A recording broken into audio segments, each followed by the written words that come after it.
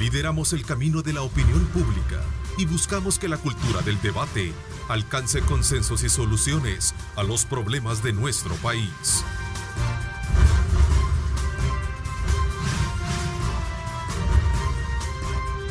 Diálogo con Ernesto López.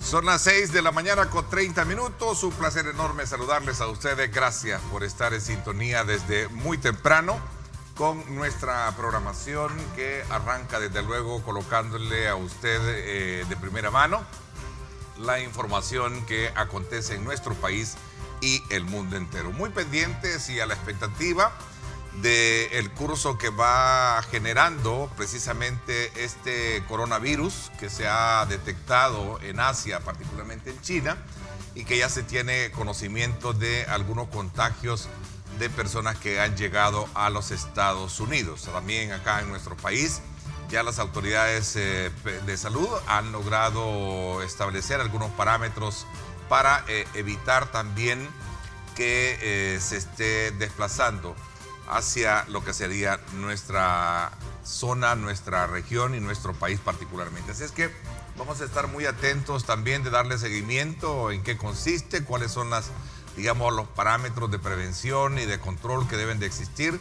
a efecto de evitar ser del contagio de este virus que se conoce como coronavirus y que tiene ciertas características muy similares a una gripe. Pero bueno, eso serán las autoridades y también los especialistas que en su momento estarán dándonos a conocer sobre este nuevo acontecimiento que marca el pulso en el mundo y tal como lo veíamos precisamente ahí en las maderas que están planteando nuestros matutinos, donde desde luego ya varios países en América Latina se están preparando para la llegada que sería de este virus conocido como coronavirus. Así es que desde ya muy atentos a ellos.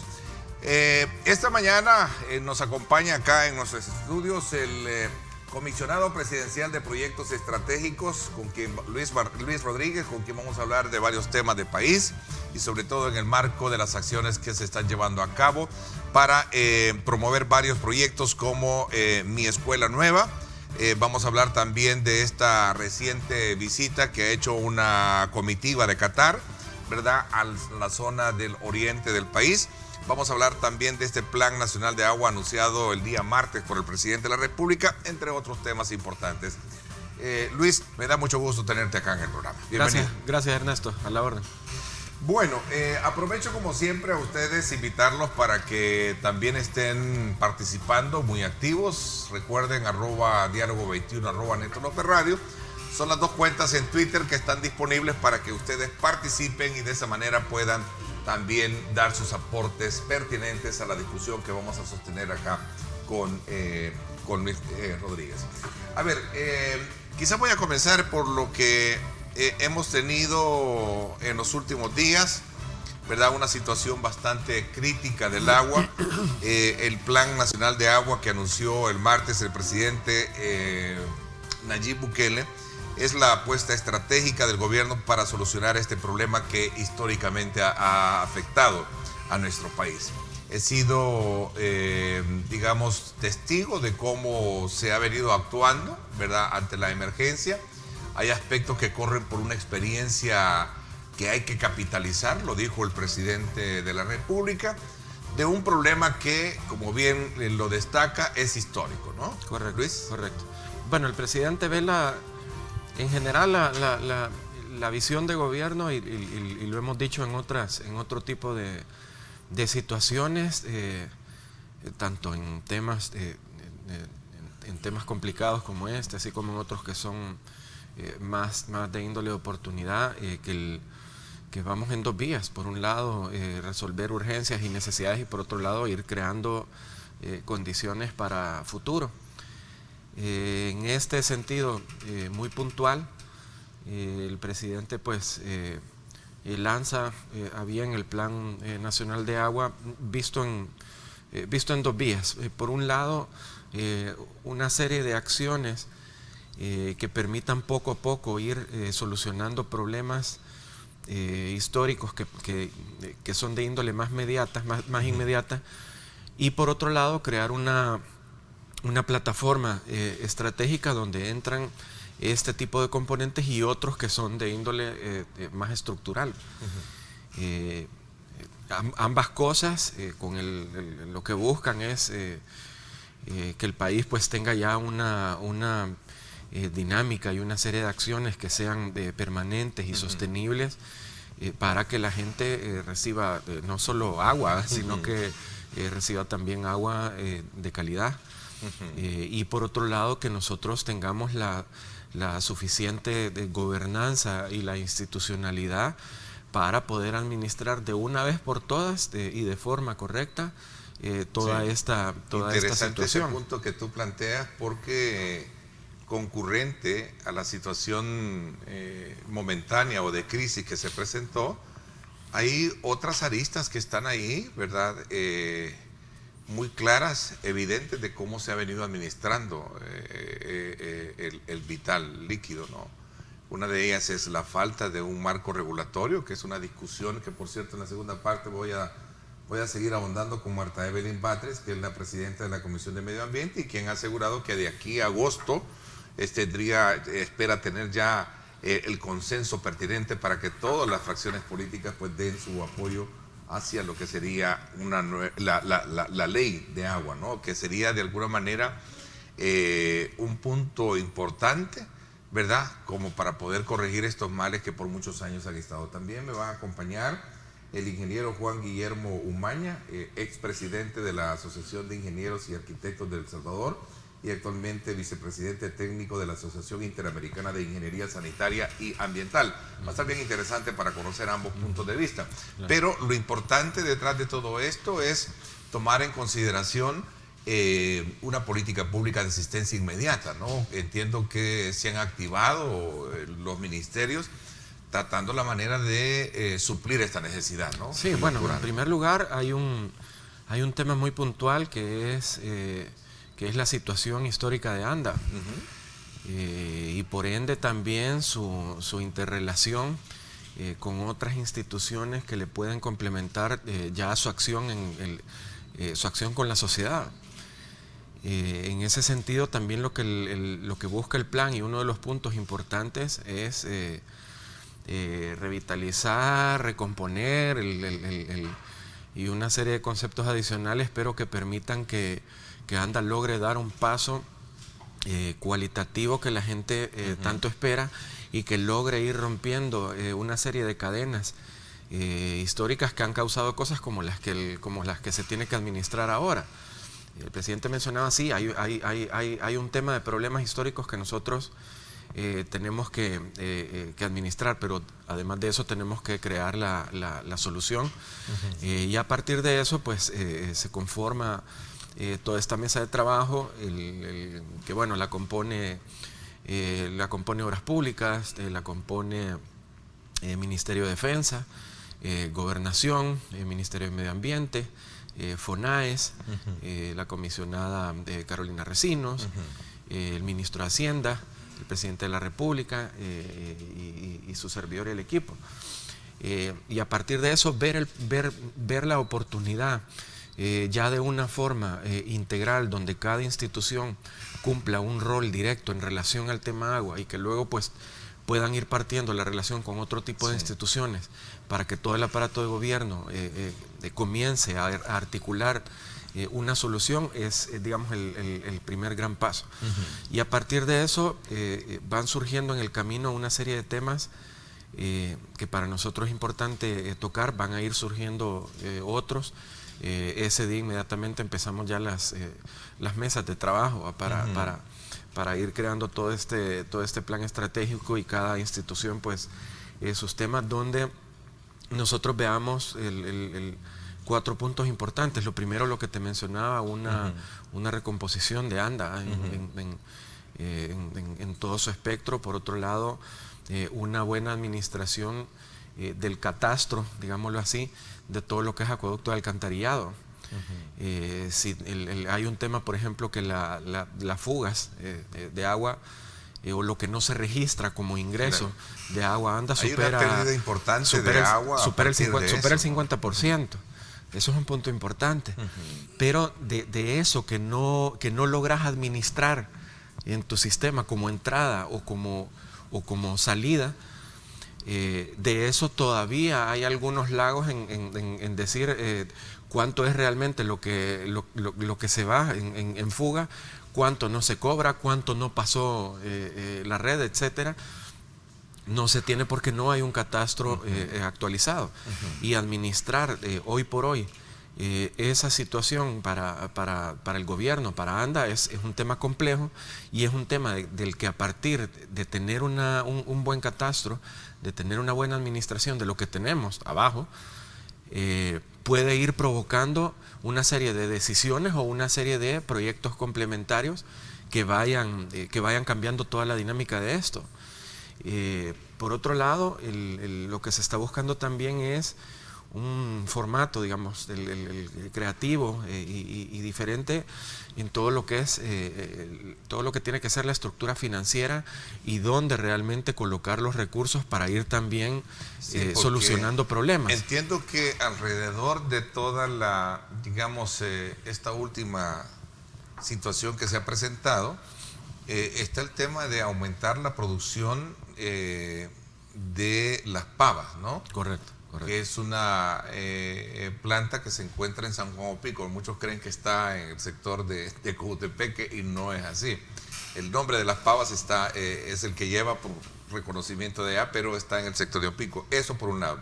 Luego está también apostar por la nueva planta de potabilización del lago de Ilopango, que me parece que es otro elemento importante que analizarlo, porque entiendo que hay ciertos estudios también que en algún momento prevén que poderlo potabilizar, esto sería algo bien titánico, ¿no? Sobre todo por el tipo de químicos que tiene ese lago. Pues ahí están los desafíos, diría yo, ¿no? Exacto. Pues porque ese fue, por cierto, un proyecto de los cuales se ha coordinado, creo, como parte de una cooperación que va a dar China, ¿verdad? Sí, bueno, de hecho con el tema de las pavas, en el año 2015 y el año 2018 se habían hecho una serie de anuncios de proyectos de inversión para ampliar su capacidad, para darle mantenimiento, etcétera, y el asunto pues o no se hizo, no funcionó, lo que sea, pero Las Pavas sigue teniendo un evidente problema de trabajo muy estructural que hay que hacer de una vez por todas y que requiere una serie de inversiones importantes, y por eso uno de los puntos para nosotros es la parte de la estructura financiera. Porque es realmente dónde y en qué punto ir colocando recursos, o qué puntos nosotros vamos priorizando para que sean activadores tanto de ciertas soluciones estructurales, así como activadores de otra serie de acciones. Tanto, por ejemplo, en los gastos financieros que tiene la institución. Hoy por hoy ANDA financieramente no funciona. El gasto de energía es millonario cada año, supera los 70 millones de dólares. Y un tema que evidentemente hay que ir viendo.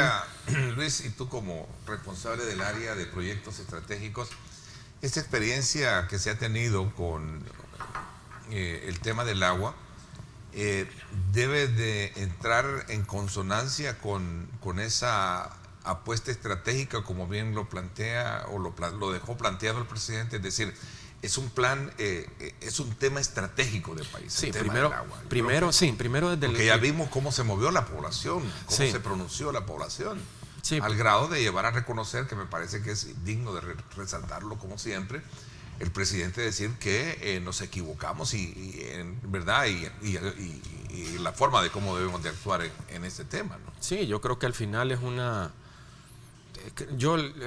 pues estuvimos ahí con él y personalmente sí lo vi como una lección de gobernanza bastante positiva, en el sentido de que bueno, primero la administración, digamos, de la crisis y del problema que se dio durante algunos días, dejó, digamos, al aparato de gobierno una serie de lecciones, donde el presidente lo reconoce, pero también es loable el tema de, ok, reconozcamos esto, vámonos directamente a la solución, y tenemos que buscar las dos vías, una que fuese con componentes más inmediatos y otra que fuese con un componente más estructural, que si nos va a tomar 1 año, 2 años, 3 años, para que este asunto pues comience a cambiar y a caminar de una vez por todas, pues todos estamos dispuestos a encaminar la ruta por ese lado, pero al final el acompañamiento del presidente en todo esto ha sido clave. Claro. Y por último, un punto importante es también la acupuntura de acciones que se vayan a ir haciendo alrededor de todo este proyecto. El presidente ya definió unas, dejando delegados a una serie de instituciones para que comiencen a actuar. Por un lado, todo el tema de apertura, el reto en la apertura de pozos nuevos que permitan descentralizar. Elevar la capacidad, entiendo que hablaban de 5 metros cúbicos. Sí, te permite dos cosas. Uno, optimizar la función de las pavas, por un lado, y por otro lado ir descentralizando también ciertas capacidades que tenga e ir siendo más puntuales en algunas zonas para que puedan tener agua. Al descentralizar la necesidad de las pavas, o al bajar, digamos, poco a poco esa necesidad, te permite también ir teniendo alcances nuevos o ir teniendo un rango nuevo de capacidad para suministrar a ciertas zonas donde históricamente no ha llegado agua. Recordemos, en un punto importante es que el alcance o la cobertura a nivel nacional llega a un 67%, es decir, todavía hay un reto que cumplir tanto en el área urbana así como en el área rural. Y hay unas características bien importantes en este sentido. Por un lado, en la buena calidad, por ejemplo, el 62% del área urbana recibe buena calidad, pero el 34% del área rural la recibe. Y eso pasa porque en el área rural hay más o menos unas 2.700 proveedoras de agua, y de las cuales ANDA compone nada más un 10, un 11%. Es decir, el alcance que se tiene ahí es bastante limitado, y por tanto el reto que plantea el presidente, vámonos a aperturar pozos, va a permitir que esa dependencia de otras instituciones o asociaciones baje y permita que el gobierno tenga la capacidad de poder llegar, poder dar un servicio mejor, precios, etcétera. Eso, digamos, que es una de las cosas que se plantea y que se delegó a obras públicas. Por otro lado, el tema de nuevos, de cambio de tuberías, etcétera, fue una cuestión que se le delegó a Defensa, específicamente al Comando de Ingenieros, que tienen toda la capacidad técnica para desarrollar y perforación y todo eso. Luis, el presidente fue claro en decir: no vamos a permitir la privatización del agua en el país. ¿Sí? Claro. Y es una discusión que ya toma vigencia nuevamente ahora en el contexto de esta situación, como te lo explicaba. ¿Cómo examinas tú ese tema? Bueno, yo creo que del discurso a los hechos es bastante evidente. El presidente dice: no vamos a permitir esto, y la manera de hacerlo también en acción es ampliar el rango de cobertura de ANDA, sobre todo en las zonas rurales. Administremos de una vez por todas y cambiemos el estilo de administración dentro de la institución. Tengamos un catastro para poder saber bien qué es lo que entra a la institución en tema de consumo y qué es lo que sale hacia las comunidades. En tema de servicio, y hagámoslo más puntual, entremos en una serie de componentes, de megaproyectos, que son retos tecnológicos, por así decirlo, donde la tecnología va a jugar un papel muy importante. En este caso es en el lago de Ilopango, en otros casos es el reto de la buena calidad y del tratamiento de aguas residuales. En otros casos es el reto de medio ambiente, en el sentido de que lo que nosotros dependemos, por ejemplo, del río Lempa, que viene también de la región, no es un río 100% salvadoreño, dependemos una parte de Honduras, otra parte nace creo en de Guatemala, pasando por Honduras. El Salvador, entre esos tres países, tiene más o menos un 50% del área. Dependemos todavía de otro 50%, por lo que implica que el trabajo que tenemos que hacer como gobierno en su momento va a tocar la región. Porque tenemos que hablar con Guatemala de esto, tenemos que hablar con Honduras de esto.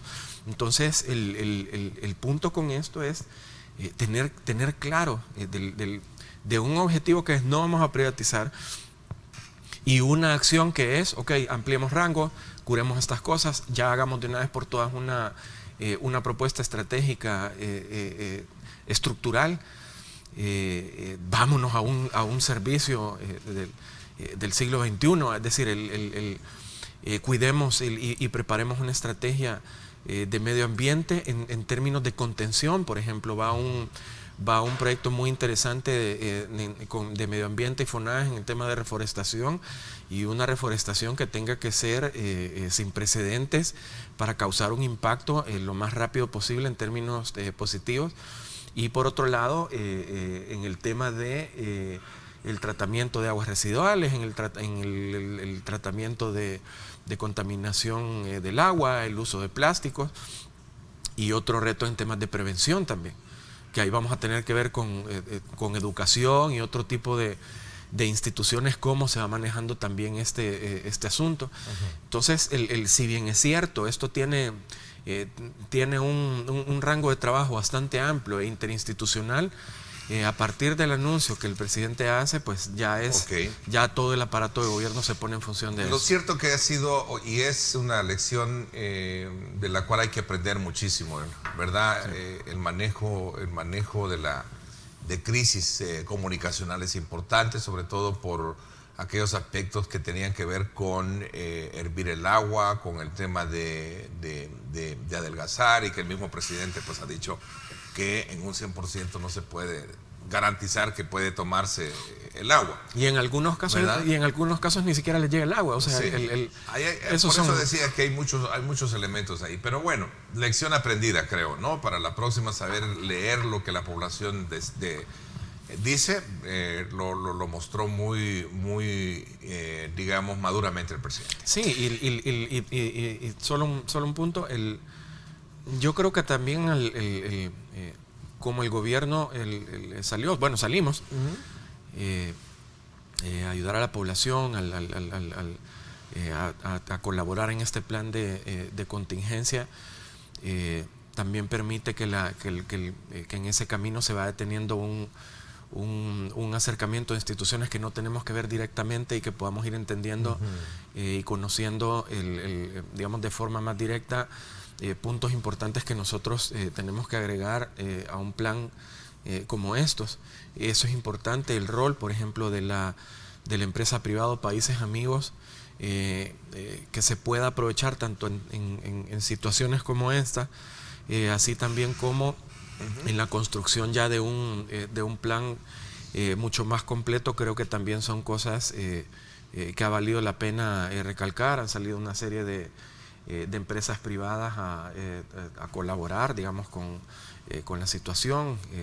Qatar lo ha hecho también, es decir, y nos deja también todas esas oportunidades abiertas para tener un proyecto el más articulado. Eso creo que es un tema que vale la pena recalcar, que son cosas que uno ve. Así es, la buena articulación que se dio a partir de activar la presencia de los funcionarios, de las instituciones, y poder estar cerca de la población en los momentos críticos.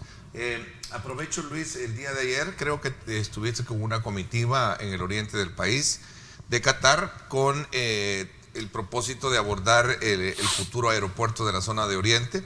Un proyecto que irá, entiendo, acompañado de una serie de iniciativas para salir adelante con esta propuesta que fue parte de la campaña electoral, por cierto. Sí, de hecho, en la gira en Qatar tuvimos la oportunidad con Federico Anliker de reunirnos con quien sería el ministro de Infraestructuras en Qatar. Se tocó el tema de puertos y aeropuertos, sobre todo. ellos expresaron un especial énfasis en enviar equipos técnicos para revisar la infraestructura portuaria y la visión que nosotros teníamos como país al respecto de esto. Se cumple, viene antier la visita, es Neville Brissett de Q Terminals, el CEO de Q Terminals, que operan, son los entes operadores tanto en Qatar así como en varios países del mundo, donde fuimos a hacer una visita inicial a la Unión. El presidente de CEPA, digamos, presentó el plan que bueno, primero presentó el estado del puerto y todos los aspectos potenciales que nosotros estamos incluyendo dentro de la estrategia del puerto de la Unión, y tuvimos una serie de preguntas, respuestas y discusiones en positivo sobre cuál es la visión del gobierno respecto a la atracción a la inversión, por ejemplo, cuál es la visión del gobierno respecto a nuestra competitividad y qué rol nosotros queremos jugar en la región, cuál es la visión de gobierno respecto ahora a manejar una red de puertos y de redes de infraestructuras logísticas para conectar con la región y con el Atlántico, cuál es nuestra política y gobernanza alrededor de la administración de estas infraestructuras. Y la visita pues salió bastante satisfecha. Dentro de eso también se hizo un reconocimiento técnico, sobre todo en la zona de ferry, que es lo que CEPA está por inaugurar el día de mañana, que prácticamente ya es una infraestructura lista y también una infraestructura gubernamental, digamos, preparada para atender ya este tipo de iniciativas, donde hay un avance con Costa Rica bastante positivo. Ese fue uno de los temas que también se planteó con ellos. Es un tema, es un proyecto muy estratégico, el ferry, ¿no? Sí, de hecho mañana me dices que mañana se lanza la infraestructura. La infraestructura donde va a estar. Sí, carga pasajeros, ¿verdad? Inicialmente es carga, inicialmente es carga, pero obviamente eso va modificando el mercado y las cosas van cambiando de inmediato. De hecho, el primero, si no me equivoco, fue el 1 de junio o la fecha antes. El presidente Bukele tiene una reunión con el presidente Alvarado, donde se determina que el primer punto de trabajo que nosotros tenemos que hacer entre ambos países es el ferry.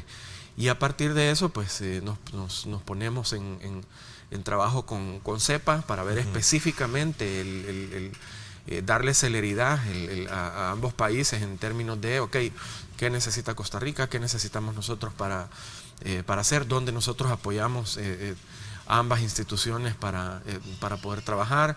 Entra la Embajada de Costa Rica también a colaborar y a empezar un proceso de articulación en su país. CEPA comienza a montar una mesa con la Secretaría de Inversiones, Ministerio de Economía, Hacienda, Aduanas, Defensa y otras instituciones más para preparar la infraestructura y meterle, digamos, el software de qué es lo que van a recibir y tener una velocidad y una articulación con Costa Rica para poder recibir el furgón y que pues se pueda movilizar rápidamente. ¿Cuál es el impacto de esto? En primer lugar, el tiempo de un transporte desde Costa Rica hasta El Salvador en su paso de las aduanas anda más o menos por unos 4 días. En el ferry te anda de 12 horas a 14 horas. Es radical y pasa solo por una. Sí, y es una de las mejores y buenas apuestas. Fíjate que a propósito voy a hacer una pausa, me la están pidiendo para irnos desde luego a corte. Luego cuando regresemos, un poquito hablemos del plan despegue económico, que me parece que es interesante también colocarlo bajo esa, digamos, mirada a la que le está apostando el gobierno con el tema de la inversión. La relación entre el Ejecutivo y el sector privado pasa por un mejor momento. Así han sido de alguna manera calificadas últimamente las relaciones. De hecho, en otro medio decía el presidente de la ANEP, Luis Cardenal, creo que el país está siendo visto como líderes en avanzada, ¿no? Sí. Y eso es un punto bien digamos, y rápido. Sí, digno de resaltarlo con sí. el propósito de mejorar estos problemas que han estado presentes, siguen estando presentes. Ya comenzaron de nuevo a activarse las caravanas de migrantes, que es el reflejo de una situación también y con un componente social, como lo expresan los especialistas, que tiene que ver con el nivel de inseguridad que ha tenido la región, así como también con la falta de oportunidades, ¿no? Así es que vamos a hablar de esto cuando regresemos. Gracias a usted por estar con nosotros. Son las 7 de la mañana en punto. 7 de la mañana en punto. Regresamos. Retira tus remesas familiares en el Sistema Fede Crédito y gana remesa extra al instante. Sistema Fede Crédito, queremos darte una mano. Continuamos. Bueno, vámonos entonces también a conocer cómo están nuestras calles, nuestras avenidas. Vámonos hasta el sector del Pedregal para ver cómo está el tráfico, sobre todo aquel que conecta desde el sector de la Chiltepán y este sector muy comercial del Redondel Naciones Unidas. Tenemos, viniendo desde occidente hacia este sector, pues prácticamente buena circulación. Igual forma del Redondel Naciones Unidas hacia lo que sería todo el sector de la Chiltepán, Ciudad Merliot, está pues prácticamente con vía libre. Así es que si usted piensa desplazarse por esta zona a las 7:01, es esto lo que tenemos de primera mano con nuestras imágenes y gracias a Sistema Fede Crédito. Vámonos entonces también ahora nuevamente al menú a tener de primera mano cómo está este sector de El Salvador del Mundo. Me parece que ahí sí tenemos ya una carga vehicular bastante fuerte, ¿verdad? Que se ha generado producto desde luego de la hora pico, como ya es costumbre reconocer que para poder evitar este tipo de situaciones hay que salir temprano. Vamos a ver, ahí está la conexión hacia lo que es el Paseo General Escalón, bastante despejada. La conexión igual hacia la avenida Manuel Enrique Arajo, viniendo desde el sector de la Alameda Roosevelt y conectando también allá con el Boulevard Constitución. Así es que este es un buen parámetro para comprender estas 4 arterias que son las que cruzan de oriente a poniente y de norte a sur, podría ser lo que es nuestra ciudad capital. 7:02, una pausa y regresamos con más. Retira tus remesas familiares en el Sistema Fede Crédito y gana remesa extra al instante. Sistema Fede Crédito, queremos darte una mano. Continuamos.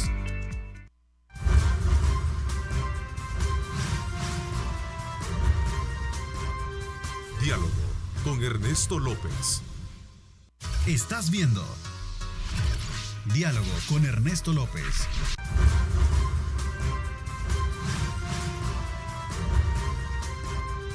Diálogo con Ernesto López. Bueno, gracias nuevamente por estar con nosotros a esta hora de la mañana. Son las 7:05. Aprovechamos para poder hablar de un tema De cámara. de un tema tan importante que tiene que ver con muchos aspectos de la vida productiva del país. Es el plan de despegue económico que dio a conocer el presidente y que desde luego deben entrar en armonía y en una buena articulación con sectores importantes como el privado, que en algún momento pues desde luego juega el papel muy importante a la hora de hablar de inversiones. A ver, la economía, si bien es cierto, lo sostienen algunos, no hemos tenido mayores sobresaltos en ella. Venimos manejando un lento crecimiento en los últimos años. Ahora, hablar de un despegue económico es un término bastante interesante que pone en perspectiva, bueno, manos a la obra, ¿por dónde comenzar? De tal manera que venga esto a reflejarse en bajar esos indicadores de migración, que la gente, desde luego, ahora siempre migra precisamente por los problemas de falta de empleo, la falta de seguridad, por cierto, que es otro elemento que es importante ganar a la hora de hacer un análisis de esta naturaleza, Luis. Sí, bueno, para poder reactivar la inversión, para poder hacer que despegue de una vez por todas, se han requerido una serie de acciones, como tú bien mencionabas. Primero, los resultados del plan de control territorial, visto sobre todo con los resultados conseguidos en la fase 1, que evidentemente se bajan considerablemente los índices de asesinatos. El reto que el que se está llevando, digamos, es el elemento permanente, que es la fase 2, que es toda la parte preventiva, rehabilitativa, disuasiva, etcétera, que implica todo el aparato de gobierno, que implica componentes sociales, educativos, medioambientales, de espacio público, infraestructura, es decir, toda esa salud, todo eso tiene que ir en la fase 2, y una fase 3 que es la necesidad de darle mucha más herramienta técnica y tecnológica a la gente de seguridad. Aún así, poco a poco los resultados y en lapsos de tiempo corto han ido funcionando y sosteniéndose en general, cosa que ha sido muy positiva, y que por otro lado nos permitiese en un aspecto paralelo poder empezar a tener un acercamiento diferente con la empresa privada, digamos, en todo su espectro, desde el micro hasta la gran empresa, así como también local e internacional, que nos permitiese una relación de negocios diferente y una articulación diferente con ellos, para irlos involucrando en una serie de iniciativas y políticas que se está llevando. A partir de eso, a partir de ese proceso de revitalización de relaciones, surge luego la acción, y es donde el presidente dice: ok, estamos listos, comencemos el plan de despegue económico. Hay que dejar siempre condiciones previas, que son una serie de reuniones con ANEP, con los sectores, con las pymes, es decir, todo eso se tiene que trabajar, preparar las condiciones de seguridad óptimas para que el inversionista local se anime a poner más, para que atraigamos inversionistas internacionales también a toda escala, hasta empresas tractores, para que podamos desarrollar correctamente una serie de proyectos que se están planificando. Es decir, esas son las condiciones. Una vez listos, el presidente convoca a gabinete y toma bien un primer punto, y es: ok, hablemos de burocracia y hablemos de trámites. ¿Cuánto nos tardamos en trámites? ¿Seguimos siendo o no seguimos siendo un dolor de cabeza para este tipo de acciones? ¿Respondemos o no respondemos rápido a las cosas? ¿Evaluamos o no evaluamos la cantidad de procesos que tienen que pasar, etcétera? Es un punto que él deja en la mesa y que deja establecido que eso tiene que cambiar de forma inmediata. Tenemos una serie de inversiones históricas que no se han liberado. Ya con eso se han logrado liberar un poco más de $1,000 millones. Tiene que venir en camino más.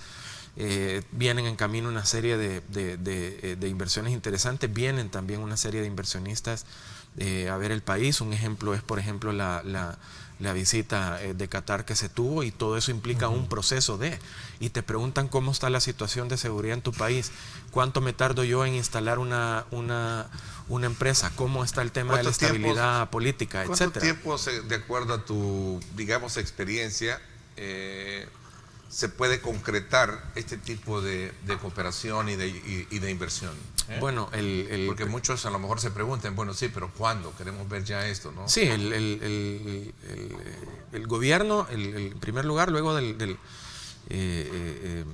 la orden del presidente, pues ya habían estado trabajando en ese aspecto. Hay que ponerle un poco más de acelerador. Yo no tengo duda de que en un par de semanas, en una semana, se vayan viendo ya una serie de resultados concretos en términos de tramitomanía, por ejemplo, y la velocidad que tengamos que nosotros poner al respecto, y el trabajo interinstitucional que se tenga que hacer en una serie de mesas de trabajo técnicas que permitan que la cosa vaya caminando. Hay factores: el tamaño de un proyecto, el tamaño de la inversión, si sos inversionista local o internacional. Es decir, hay una serie de factores que determinan tiempos, pero la clave de eso, más allá del tamaño, digamos, de la inversión, radica en cómo articulamos como gobierno a las instituciones para que la velocidad y la confianza alrededor de todos sus procesos y todo lo que tienen que pasar para entrar al país sea lo más corto posible y lo más cómodo, estable, y que tenga evidentemente reglas claras y bien definidas de cómo se va a trabajar esta vez con nosotros. Tú lo mencionabas hace un momento, cuál es el ruido positivo que se tiene en los entes privados, tanto locales como internacionales, en un lapso de tiempo bastante corto. Eso ha sido muy bueno para el país y tenemos que seguir dando los siguientes pasos. De hecho, si hacemos una evaluación de cuál ha sido la relación que hubo entre el sector privado, el anterior gobierno, con lo que se puede ver ahora, hay una gran diferencia, sobre todo por el nivel y el grado de desconfianza que había en el gobierno anterior.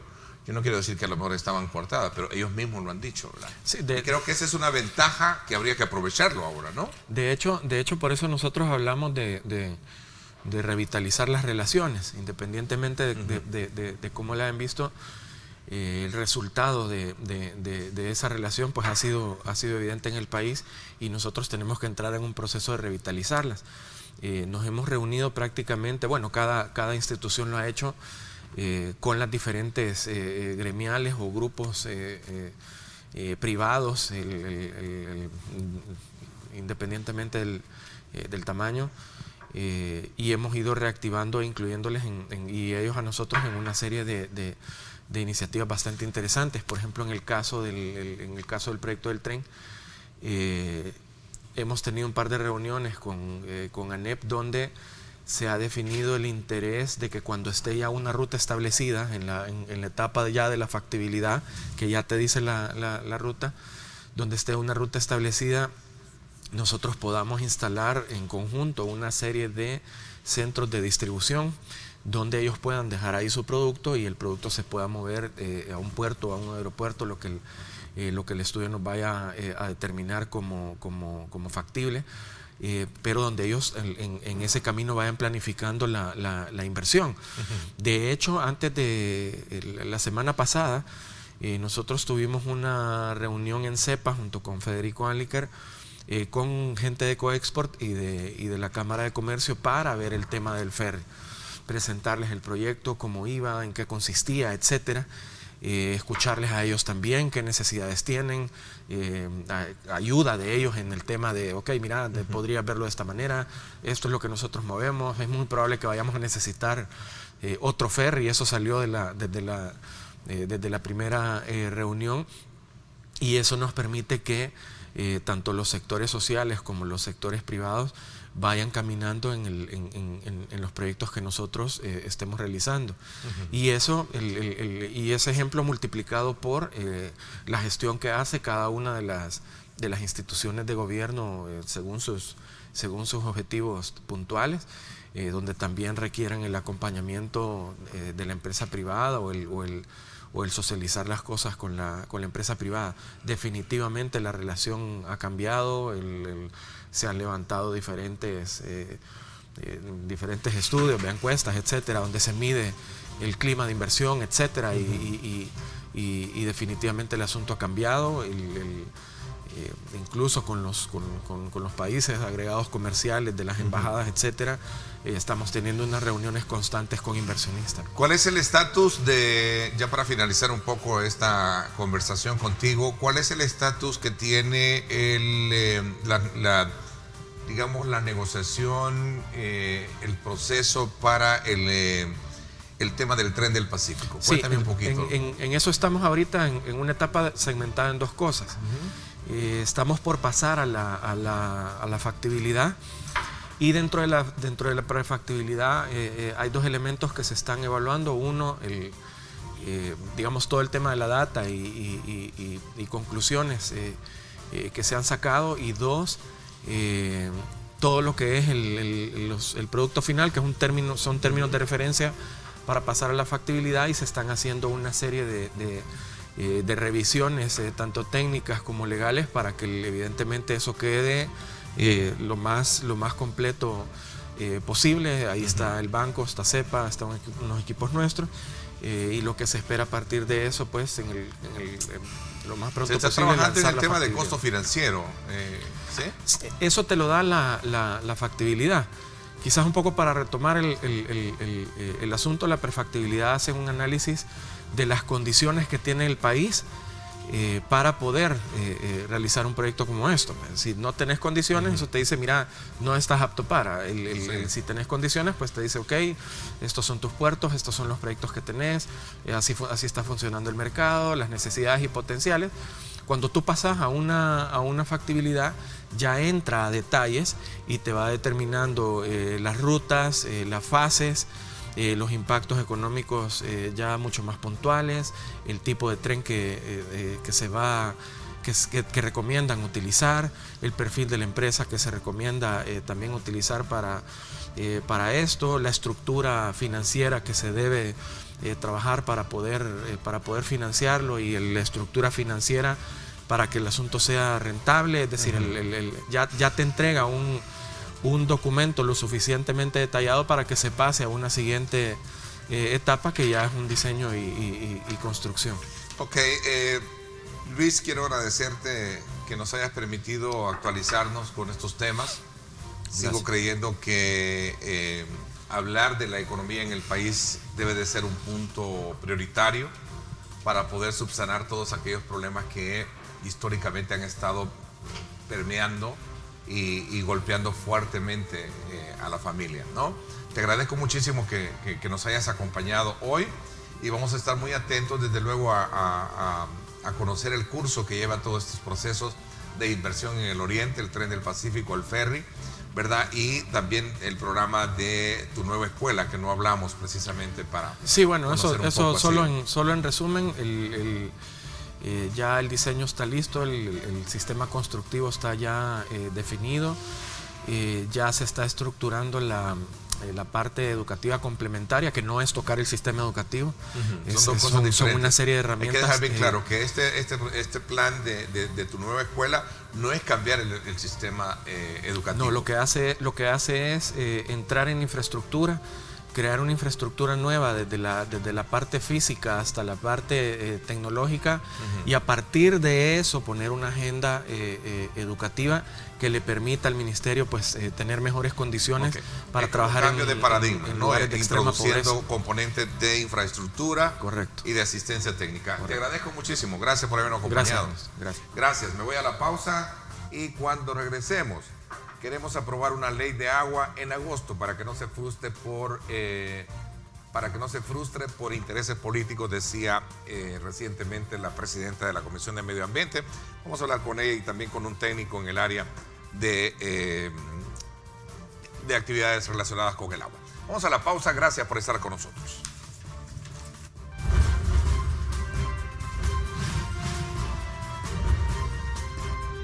Diálogo con Ernesto López. Estás viendo Diálogo con Ernesto López.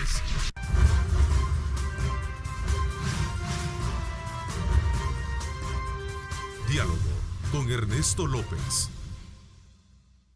Bueno, nuevamente gracias por estar con nosotros a esta hora de la mañana. Son las 7:22. Gracias a usted por mantenerse pendiente de nuestra señal y de estar muy activos a través de las redes sociales. @diálogo21, @Neto López Radio. Son las dos cuentas en Twitter para que nos escriban y puedan formular sus comentarios y preguntas para nuestros panelistas. Aprovecho en esta oportunidad de darle la más cordial bienvenida a la presidenta de la Comisión de Medio Ambiente, la diputada del Partido Arena, Marta Evelyn Batres. Gracias por acompañarnos, Marta Evelyn. Buenos días, Ernesto. Gracias a ti por la invitación. Un saludo a quienes nos sintonizan a esta hora de la mañana y un gusto poder compartir aquí con el ingeniero. Al ingeniero Juan Guillermo Umaña, expresidente de la Asociación de Ingenieros y Arquitectos, ¿verdad? También, ¿no? Sí.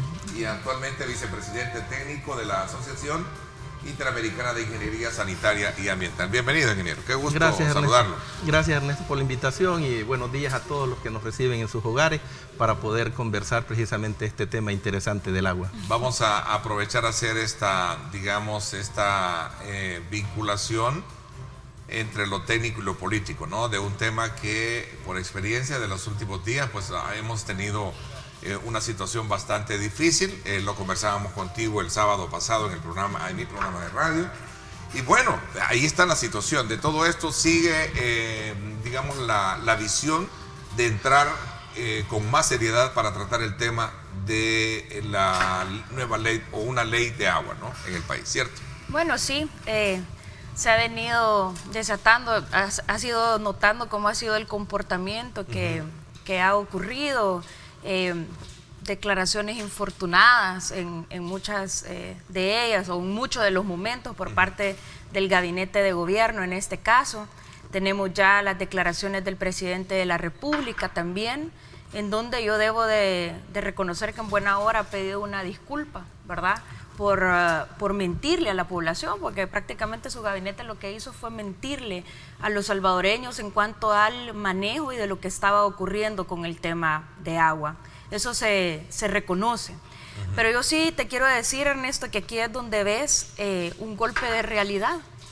Lo que viven día a día los salvadoreños cuando abren el chorro de su casa, ¿verdad?, que pagan por un servicio que no se les presta, pero que si se les presta no es de calidad. Y yo creo que ahí es donde hay que destacar que la realidad supera cualquier ficción o cualquier manejo político que se quiera hacer del tema o a través de las redes sociales, porque la verdad la viven cada uno de los salvadoreños que tienen el problema en su hogar. Yo creo que el hablar del problema va a permitir buscar las soluciones. Esto he venido reiterando constantemente que es una falta de planificación estratégica. Los problemas se conocen, ahora pasemos de los problemas a las acciones para que en realidad a la hora de la discusión siempre pongamos al usuario en este caso, al ser humano en este caso, al centro de las decisiones para que esto se convierta en beneficio para ellos. ¿Cómo se ve desde el ángulo técnico este tema, ingeniero? Bueno, hablar del tema de agua como prioridad y como país, como ciudadano, especialista en el área, me alegra mucho que se toque desde el punto de vista político, que se tenga una comisión, que se tenga ese interés precisamente de buscar la planificación estratégica como país de un recurso tan necesario. La calidad del agua, precisamente, ha sido una problemática constante en nuestro país. Hoy estamos viendo una situación que, como bien dice la diputada, nos golpea de cara a la realidad. La seguridad precisamente del abastecimiento de agua nos conlleva a la primera etapa, la parte de salud pública, y la otra etapa que tenemos también es la conservación del recurso, que ya está muy escaso y que en este momento se está planificando de una forma que salimos como bomberos a buscar la solución. Pero esto es histórico, ¿verdad? Esto es histórico. No se ha querido hacer un ordenamiento. Platicábamos fuera de cámaras con la diputada, me decía, la Ley General de Aguas nos hace falta, pero no podemos entrarle a la ley del subsector agua y saneamiento porque no existe la Ley General de Agua. Eso no es cierto. Si no existiera, le decía yo, la ley de riego y avenamiento. Y así como otras leyes secundarias alrededor del recurso hídrico. Lo que queremos ahora es ordenar la casa. Pero lo importante, Ernesto, creo que tener la voluntad política de salir adelante como país, de poner todas las voluntades, de unirnos, ¿verdad? De dejar de pelear quién tiene la culpa, buscar el culpable o buscar que porque es herencia del otro yo no lo puedo resolver o al menos me quedo hasta la herencia. Aunque no se puede subestimar que ese componente de historia que ha tenido. Sí, yo quería... Ha sido una institución, y perdónenme un poco el término, malograda en el sentido de colocarla estratégicamente con proyecciones de futuro a efecto de no estar pasándonos la cuenta o la factura como lo tenemos hoy en día. Un ente hasta cierto punto vilipendiado por todas las administraciones pasadas. Es correcto, desde la forma de desde la forma de administración, los recursos que le damos. El abuso, la corrupción. La tenemos empobrecida, solo tiene para salarios, no tiene para... cada vez busca fondos para poder hacer inversiones, no puede hacer inversiones, las tuberías no se han cambiado desde hace cuántos años. Pero tal vez no es que, ahí sí el punto es la mala administración que ha existido, ingeniero, por años, así como tú lo estás diciendo, Ernesto. O sea, lo peor es que los recursos han habido, lo que no ha habido es un orden administrativo. ¿Por qué? Mire, cuando nosotros vemos el presupuesto de ANDA, incluso en este presupuesto que se ha votado, bueno, vemos cantidades de dinero, pero ¿qué es lo que ocurre? Los salvadoreños, si usted se recuerda, desde el 2015, en octubre del 2015, se dio un incremento injustificado en las tarifas del agua. Incrementó hasta el 300%, Ernesto, en las facturas. Esto le permitió a ANDA ingresos que, según la calificadora de riesgo, iba hasta $5 millones mensuales extra de su presupuesto.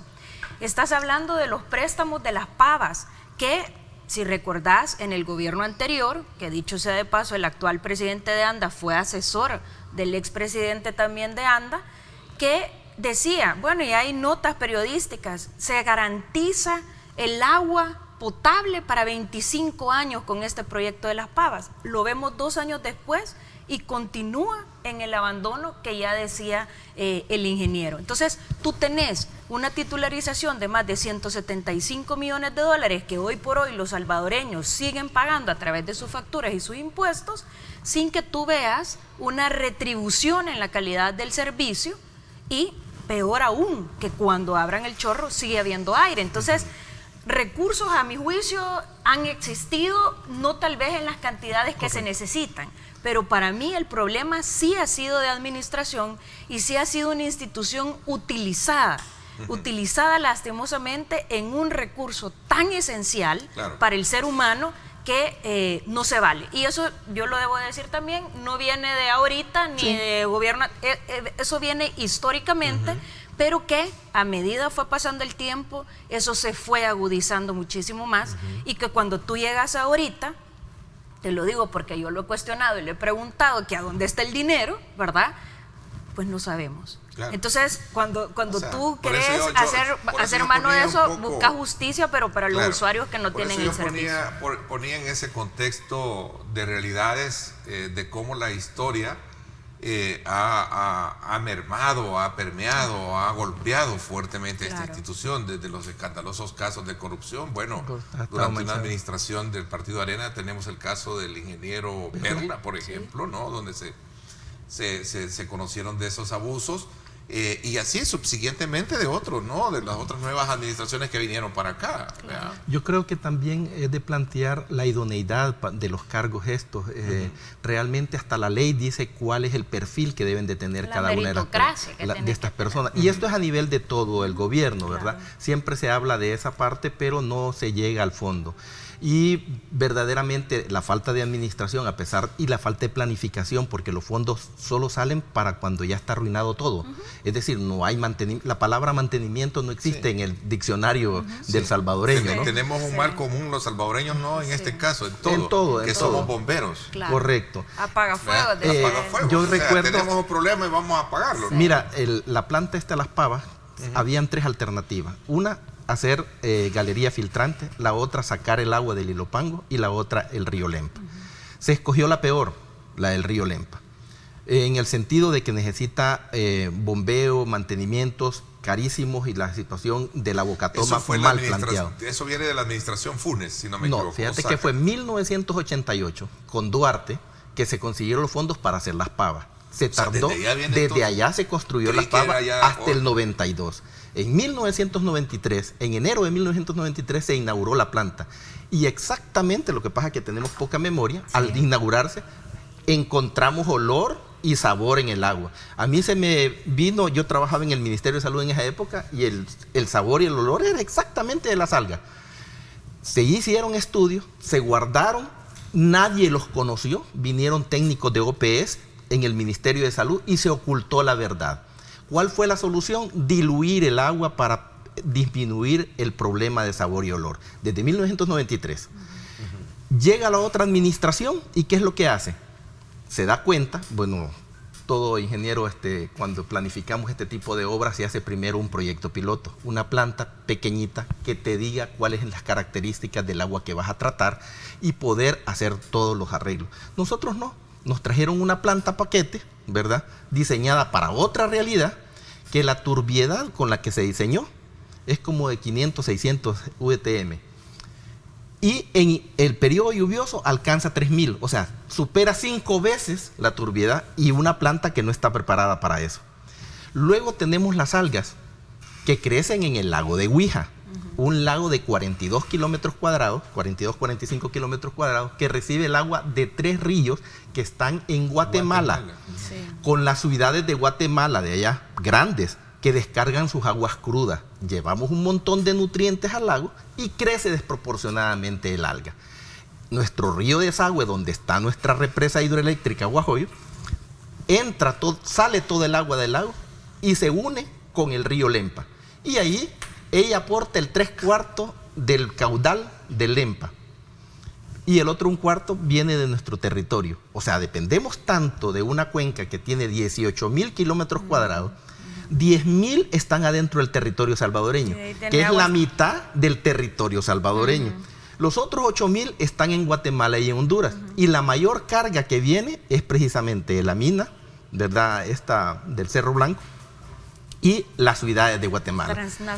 Transnacionales. Se han hecho acuerdos con Guatemala, se han sentado los cancilleres en el 2010, en el 2012, y El Salvador nunca quiso hacer lo que se conoce como pagos por servicios ambientales. Nuestra ley de medio ambiente lo tiene, pero aquí nadie quiere, no tiene voluntad.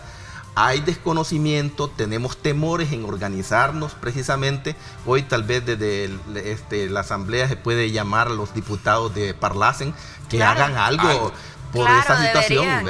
Esa cuenca depende de la electricidad. Ahí debería de hacer algo el Parlacen. Claro, oí decir que iban a hacer una comisión para enjuiciar al presidente de ANDA. Y entonces lo vamos a agarrar de chivo expiatorio y vamos a decir, miren, despídanlo porque es un inepto.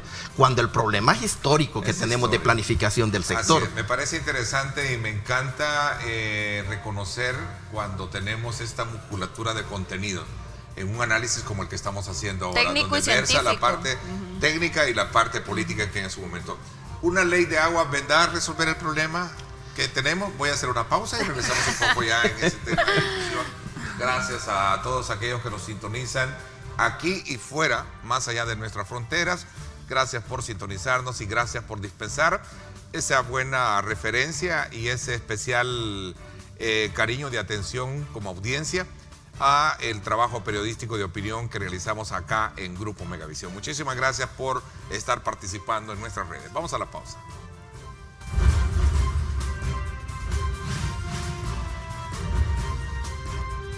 Diálogo con Ernesto López.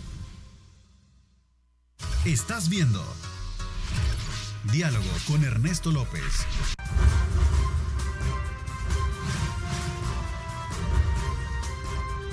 Diálogo con Ernesto López.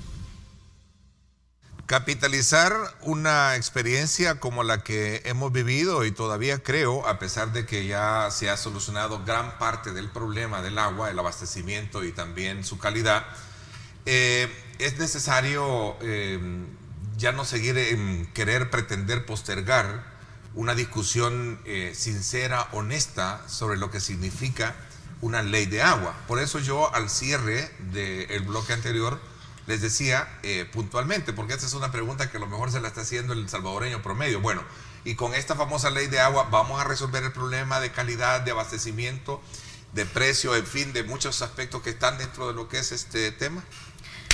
Bueno, en primer lugar, decirte que una ley de agua vendría a ordenar jurídicamente todo lo que está disperso. Ya lo mencionaba el ingeniero, hemos empezado tal vez por áreas donde no deberíamos y hemos dejado lo último, que es lo más importante, como una ley general de aguas. ¿Qué vendría a pasar con una ley? Vendría a regular, ANDA sería un proveedor de servicio que se vendría a regular a través de una ley. ANDA no es el único proveedor de servicio, Ernesto. Y también debo de ser honesta, el hecho de que exista una ley de agua no querrá decir que cuando abran el chorro van a tener agua. O sea, es un tema de integralidad de abordaje del tema. ¿Qué es lo que va a ocurrir con esto, con una ley de agua también? Es que estás hablando de una protección de los mantos acuíferos, del tema de los permisos, de la explotación del agua. Todo eso tiene que ver también con el cuidado, la conservación y la preservación del recurso que hoy por hoy no existe porque hay esfuerzos dispersos. Entonces sí necesitas algo que englobe todas estas acciones en una ley de agua. A ver, ingeniero, sí. Lo importante es ordenar a los usuarios. Todos los usuarios se creen dueños del recurso. ANDA cree que es el ente rector del recurso y hay que pedirle permiso para perforar un pozo, también para abastecer agua a las zonas rurales o a otro de abastecimiento. El Ministerio de Agricultura cree que es el dueño de dar los permisos y todo, y sacar el agua de los ríos y hacer estos distritos de riego. Medio ambiente. Medio ambiente es el ente rector. Las alcaldías. Pero los usuarios principales, CEL, por ejemplo, represa, tiene su energía eléctrica y la cuenca, muy bien, gracias. Nadie invierte en la cuenca. Ahora, yo siempre cuestiono, la ley es importante para ordenar a todos los usuarios. Ese es un punto importante. Pero nadie invierte en el tema del cuidado. ¿Crees que es necesario que la ley obligue a que se siente el ministro de Agricultura, el presidente de ANDA, el ministro de Medio Ambiente, Fonaes, el de CEL? ¿Crees que esos usuarios del gobierno necesitan una ley para tener una política hídrica? No para cuidar el recurso hídrico, no. Hoy el presidente reunió todo su gabinete y cada 15 días les va a pedir, dice, el avance para un plan de agua. Yo le pido que sea de agua y saneamiento. Claro. Y precisamente, como eso no estaba en la planificación del plan Cuscatlán, el recurso hídrico, pero como la realidad golpea, hoy entra como una prioridad y sienta a su gabinete y que coordinen esa cosa. Habla de sembrar árboles, no en la ribera del río, ¿verdad? Es la cuenca de 10.000 kilómetros cuadrados. 10.000 kilómetros, sí, decía. Bueno, pero son cambios drásticos que tienen que haber. También mencionó, aparte, perdón, ingeniero, pero también mencionó la construcción de plantas de captación de agua, que es algo también que yo he venido mencionando, que varios hemos venido mencionando por muchísimo tiempo, porque vivís en un país donde el 95% del agua y lluvia se pierde. Fue un momento oportuno para una sinceración de los temas realmente, porque ahí hablaba precisamente sobre la reforestación de las cuencas hídricas. Sí. Y ese es un elemento importante. En la ley de medio ambiente del 98. Decir, bueno, ¿y esto qué tiene que ver con el...? Claro que sí. Claro que sí. No, por supuesto. Ese es el problema. Son 10.000 ¿cuántos kilómetros? Adentro de El Salvador. Y 8.000 afuera. Hay que hablar con Guatemala. Tenemos que hacer esa acción. Hay que hablar con Honduras. Tenemos que coordinar. Esta cosa trasciende nuestras fronteras y hay que actuar rápido. Pero hay un plan trifinio que creo que también tiene que ver con esos temas. Mira, se han sentado, yo tengo copia de los protocolos cuando se sentaron de comisiones de todos, de buenas voluntades, pero no hay acciones. Ok, a ver, veamos lo que significa una discusión alrededor de lo que sería el tema del agua. Principios para la difusión articulada de la ley de agua. El agua potable y saneamiento, según reconocen las Naciones Unidas, es un derecho humano. Claro. Eso es algo que no se puede soslayar. El uso prioritario debe ser la persona humana entre toda la discusión. ¿Sí? Ya lo dice nuestra Constitución. Y el tercer elemento, asegurar la sostenibilidad del recurso, es decir, que exista un equilibrio entre lo social, ambiental, y aquí viene el otro elemento, que todo este tiempo se ve el tema económico. Sí. Porque ese es uno de los problemas que se ha tenido a la hora de entrar en este debate, que hay intereses económicos fuertes porque esta ley de alguna manera no se apruebe, en primer lugar, y en segundo lugar, que esté bajo el dominio de privados y no del Estado, donde el bien social predomina por encima de los intereses económicos o particulares. Es correcto, tú lo has dicho. Y es que el sector, precisamente, este uso del agua, de uso para todas las comunidades, que es el vital, y en la ley está que es prioritario en la ley de medio ambiente el consumo humano, hay que ordenar los usos y priorizarlos. Una vez que los priorizas, te das cuenta que el consumo humano es el más importante de garantizar. Entonces hay que unir a la población en su conjunto para el cuidado del recurso, porque esto ningún gobierno lo puede hacer solo, ¿verdad? Se necesita una movilización, una conciencia del ciudadano también para poder contribuir. Entonces, el saneamiento es importante porque si solo le damos abastecimiento de agua y la devolvemos en peor estado cuando la contaminamos, ya el recurso se vuelve más caro extraerlo. Por ejemplo, todo el plan que presentó el presidente se basa en pozos, ¿verdad? Porque ya el agua superficial está contaminada, el 100% de nuestros ríos. Entonces se vuelven caros hacer estos acueductos. No se vale hacerse millonario del servicio público. Por lo tanto, el agua es un bien público y un bien común escaso que se necesita ser administrado por el Estado. Pero se vale soñar, ¿verdad? Recuerdo que la ministra de Medio Ambiente del gobierno anterior hablaba incluso del saneamiento del tema de la Selguate, por ejemplo. El ministro anterior, Rosa Chávez, incluso dijo que lo juzgáramos si al final de su periodo no limpiaba el Acelguate. Bueno, Lina Pol tomó agua de eso porque el objetivo es el saneamiento, no potabilizarla. Hasta minutos se hizo de agua de la Selguate. Claro, perdemos el objetivo. Y es que hablábamos también con el ingeniero que aquí se pierden los conceptos, porque por un lado solo se habla del derecho humano al agua, sí, pero ¿y el saneamiento? O sea, tú tenés que garantizarle a la población que cuando se sirva del agua tiene que estar saneada también por estándares internacionales y por salubridad también. Hoy tenemos los ODS. Claro, los Objetivos de Desarrollo Sostenible. El 6 habla de agua limpia y saneamiento. Es correcto. Estamos todos los estados, todos los gobiernos han firmado eso. 183 gobiernos se han unido a toda esa política de la Agenda 2030. Nos dejan escoger las metas porque hay un montón de metas y El Salvador escoge como para pasarla. Dice que el agua tratada esté de los usuarios, pero no de su alcantarillado. Es decir, se coloca metas bajas, ¿verdad? Como quien dice, estudiar solo para pasar, ¿verdad? Y no realmente para hacer los cambios que se requieren. Entonces, volvemos a lo mismo. Tenemos desprotegidos los sistemas de agua y saneamiento. El agua no se trata en este país alrededor del 97-98%. Todos los ciudadanos apretamos el botoncito del servicio sanitario y va directo las descargas al alcantarillado y a los ríos. Llegan a los lagos. Bueno, nuestros lagos están en un proceso de muerte, pues. Y es que, ¿verdad? Mira, es un tema de educación, más que de conciencia, es un tema en realidad de educación, infraestructura y de inversión. De infraestructura, de inversión, de atender protocolos de actuación. Has visto ahora el Ministerio de Salud, que usted ha trabajado ahí, me puede hablar de los protocolos que se han implementado en esta situación. Y el Ministerio de Salud, según por ley, el garante de verificar la salubridad del agua que se sirve, es el ente rector de la calidad. Y hasta el momento, bueno, tenemos declaraciones como que sí se puede, el agua es potable, sí se puede tomar, pero que se filtra o se hierva. Entonces, esas declaraciones son infortunadas. Lamentables. Y mientras tanto, la población se queda en el limbo de si es salubre, si no es salubre, si le afecta o no le afecta, si es que en todo caso que la recibe. Ok. Voy a hacer una pausa. Vamos a ver, ¿existe ya un poco el cabildeo para poder entrar seriamente al tema, con el tema de la discusión? Bueno, la manifestación de buenas voluntades está, Ernesto. Será la población que verifique si eso es así a la hora de la discusión de la ley. No se está queriendo privatizar el agua. El agua no se puede privatizar. No puede ser privatizada. Es un derecho humano, es de uso público y es inherente al ser humano. Okay. No hay donde perderse. Vamos a la pausa y regresamos. Son tres temas, digamos, polémicos que hay en esta discusión, que tiene que ver con el tema de sanciones en una ley, con el tema de las tasas, ¿verdad? Y sobre todo también el tema de la gobernanza, ¿verdad? ¿Quiénes deben de estar ahí? Sí. Al frente de ese... Ese es el artículo. ¿Ah? Ese es el artículo que vota todo cuando entran a esa pausa. Vamos a la pausa y regresamos con más 7:49. Gracias por estar con nosotros.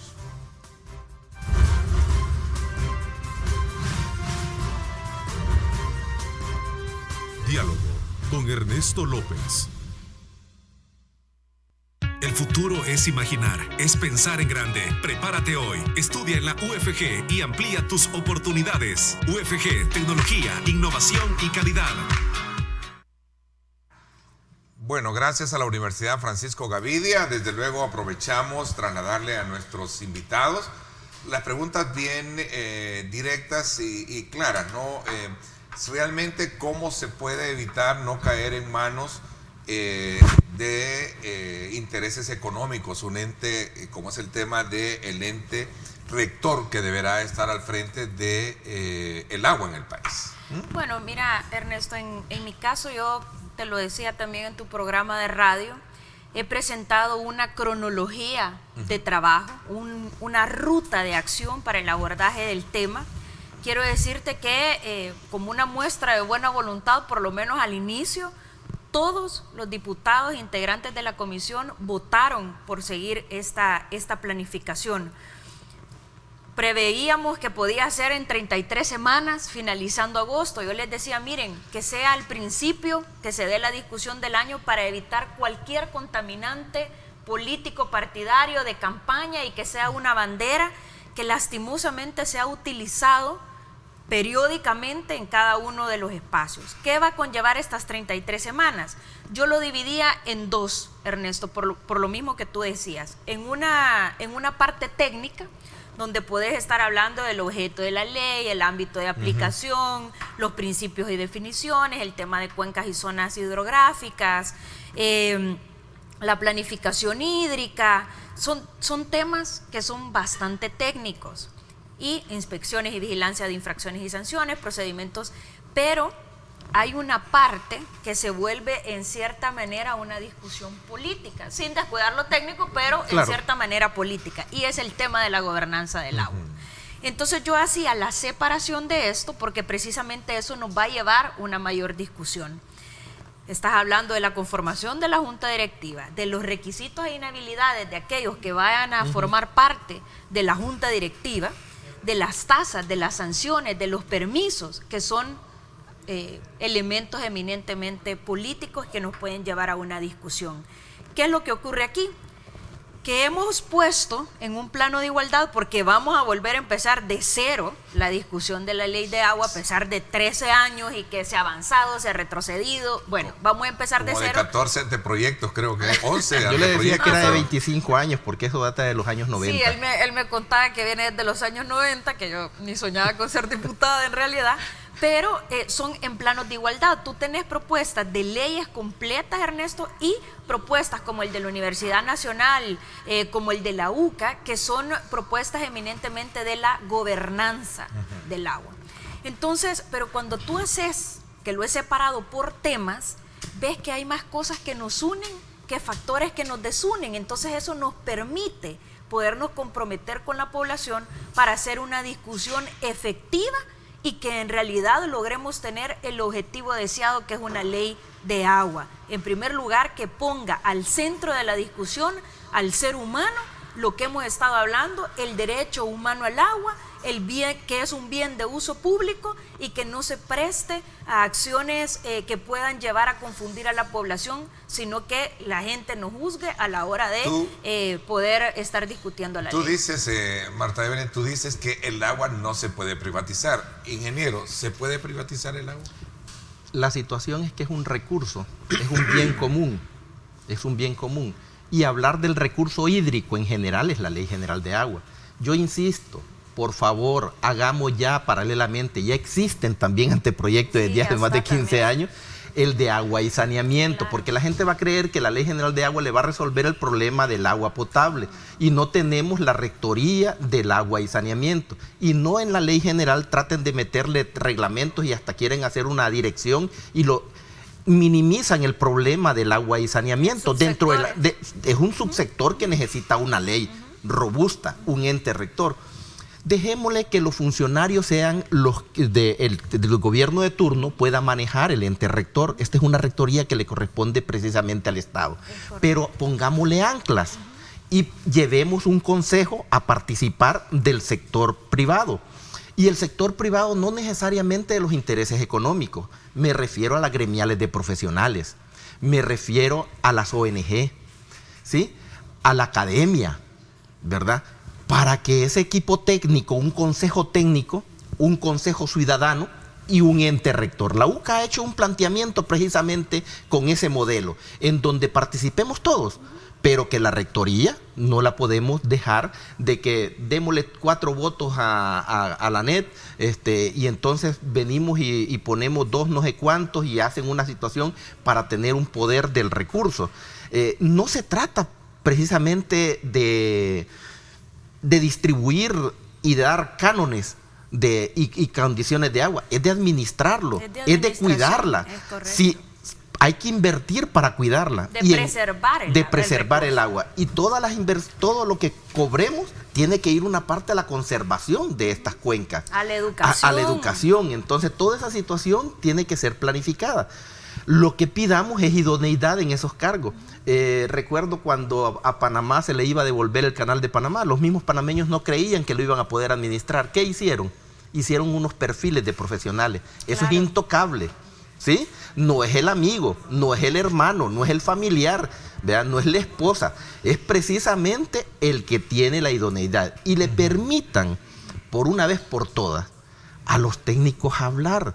El Ministerio de Salud tiene profesionales ahí en biología, microbiología, en el laboratorio de calidad de agua. No conocemos. Todo lo que hacen es top secret por este problema que tenemos. Nos vamos a ANDA y ahí existen los ingenieros químicos, los biólogos y todo, pero no pueden hablar. Habla el político, ¿verdad? Correcto. Habla el funcionario y con un desconocimiento Cualquier cosa se puede decir. Era un poco que lo nos que ponemos a hablábamos, llorar cuando Ernesto, escuchamos. de la parte, porque el ingeniero lo está diciendo, de la parte científica y la parte técnica, que tienen que ser Marta elementos que se den en una Corriendo en discusión. el tiempo, ¿tienes el escenario como presidente de la comisión? ¿Tienes el escenario adecuado para entrar en una discusión seria? Hay un compromiso de poderlo hacer, Ernesto. Yo te lo digo que lo han ¿Quiénes más manifestado. y quiénes menos están Todos de alguna manera, no sé, eludiendo un poco el tema? Mira, todos públicamente lo han dicho. Y Porque es un tema sensible, es un tema con costos políticos grandes, ¿no? Es con costos políticos, pero te voy a decir una cosa. Hay quienes dicen, no es el momento de hablar de una discusión de la ley de agua porque vienen las elecciones. Entonces nunca va a ser el momento, Ernesto, discúlpame, porque no tenemos una visión de desarrollo estratégica de país. No podemos estar hablando solamente en torno o tomando decisiones si es una campaña electoral o no. Por eso es que no salimos adelante y no nos desarrollamos como país. Aquí no importa si estás haciendo lo políticamente correcto o no, es lo que se debe de hacer. Y yo en mi calidad de presidenta te lo digo de manera honesta, voy a hacer lo necesario para coordinar esa discusión. No tomo la decisión únicamente yo, pero me toca coordinar una discusión y lo voy a hacer precisamente porque ya que he tocado el tema del agua, conozco la realidad y sé de la necesidad que exista un ordenamiento jurídico. Te agradezco muchísimo que nos hayas permitido también tener digamos, esta musculatura de contenido. Sí. También acompañada por la parte técnica del ingeniero. Muchísimas gracias a ambos. Les Nosotros queremos poner a disposición también, el día de ayer me reuní con el equipo técnico de la Asociación Interamericana de Ingeniería Sanitaria, capítulo El Salvador, y la Asociación Salvadoreña de Ingenieros y Arquitectos, de un comité técnico. Vamos a hacer un pronunciamiento y ya en otras veces nos han llamado de la Asamblea, les decía, en esta discusión. Contaremos entonces con su aporte y su apoyo, de claro, verdad. por supuesto, con la seriedad oportuna de poder analizar los diferentes ángulos de temas tan importantes como el de hoy. Me siento satisfecho de poderles, como siempre, llevarles a ustedes esa discusión. Gracias por mi parte, esto es todo por hoy. Pásenla bien y como siempre recuerden lo más importante, amar a Dios sobre todas las cosas.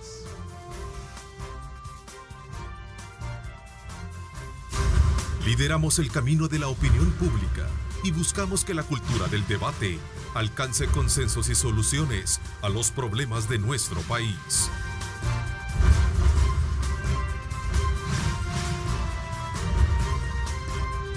Diálogo con Ernesto López.